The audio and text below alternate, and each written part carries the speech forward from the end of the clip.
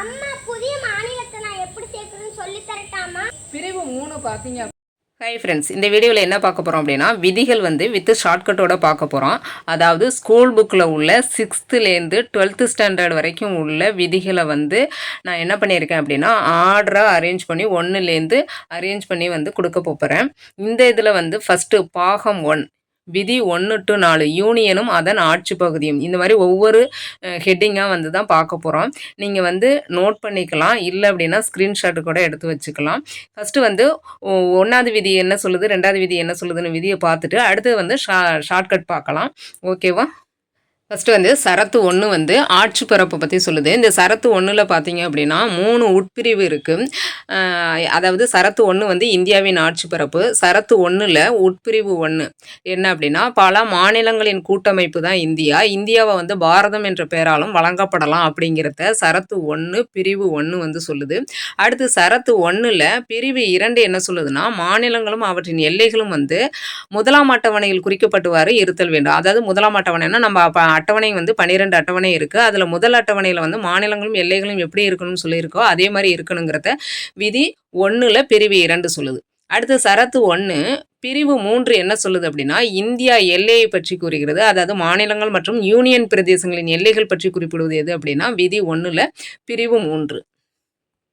அடுத்து சரத்து 2 வந்து புதிய மாநிலத்தை வந்து சேர்த்தல், இதை பற்றி குறிப்பிடுவது வந்து சரத்து 2. சரத்து 3 வந்து ஒரு புதிய மாநிலத்தை உருவாக்குதல், பரப்புகள், எல்லைகள் மற்றும் பெயர்களை மாற்றுதல், பெயர் மாற்றம் செய்தல் தான் வந்து சரத்து 3.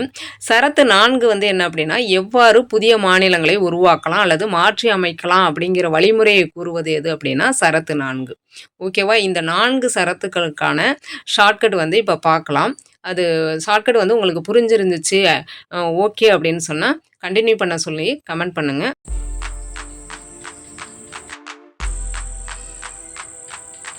பாப்பா நம்ம வந்து நாடு பிடிச்சி விளையாடுவோமா? இப்போ வந்து இந்த கட்டம் வந்து 1, இது 2, இது 3, இது 4.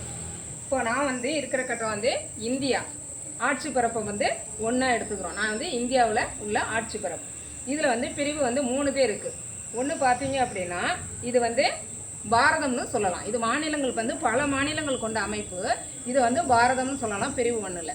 பிரிவு 2ல் பார்த்தீங்க அப்படின்னா இதனுடைய மாநிலங்கள் வந்து எவ்வாறு இருக்கணும் அப்படிங்கிறத முதலாவது அட்டவணையில் எப்படி சொல்லியிருக்காங்களோ அது மாதிரி இருக்கணும்.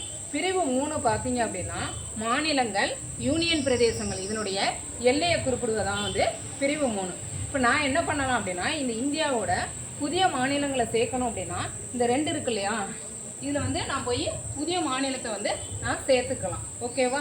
நீ 3 சொல்லு பாப்பா. அம்மா நீ சின்ன வயசுல வச்சு எனக்கு பேர் எனக்கு பிடிக்கலம்மா, அதனால நான் 3 வயசுலேயே என் பேரை மாற்றிக்கிட்டேம்மா. அப்போ வந்து இந்த விதி 3ங்கிறது என்ன பண்ணலாம் அப்படின்னா மாநிலங்களுடைய பெயர்களை வந்து மாற்றி அமைக்கிறது தான் வந்து விதி 3. அம்மா புதிய மாநிலத்தை நான் எப்படி சேர்க்கணும்னு சொல்லி தரட்டாமா? எப்படி சேர்க்கணுமா? அப்போ விதி 4 வந்து புதிய மாநிலத்தை வந்து எப்படி சேர்க்கறது அப்படிங்கிறத வழிகாட்டுறது வந்து எது அப்படின்னா விதி 4. ஓகே ஃப்ரெண்ட்ஸ், லைக் பண்ணுங்க. இந்த வீடியோ பிடிச்சிருந்துச்சுன்னா லைக் பண்ணுங்க, ஷேர் பண்ணுங்க, கமெண்ட் பண்ணுங்க. தேங்க்யூ.